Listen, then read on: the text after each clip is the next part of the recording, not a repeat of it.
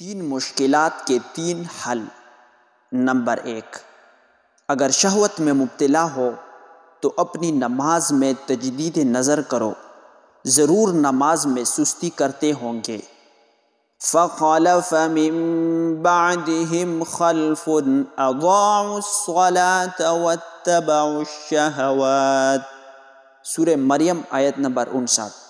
پھر ان کے بعد ایسے نااہل لوگ آئے جنہوں نے نماز کو برباد کر دیا اور خواہشات کی اتباع کر لی۔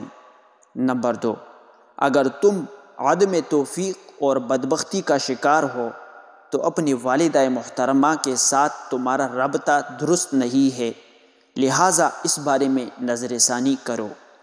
وَبَرًّا بِوَالِدَتِي وَلَمْ يَجْعَلْنِي جَبَّارًا شَقِيًّا، سورہ مریم آیت نمبر 32۔ اور اپنی والدہ کے ساتھ حسن سلوک کرنے والا بنایا ہے اور ظالم اور بدبخت نہیں بنایا ہے۔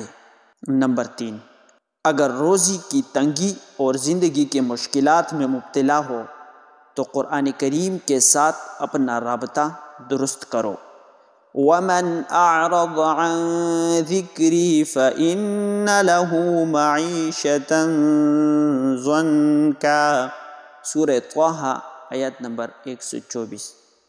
اور جو میرے ذکر، قرآن اور سنت سے اعراض کرے گا اس کے لیے زندگانی تنگ ہوگی۔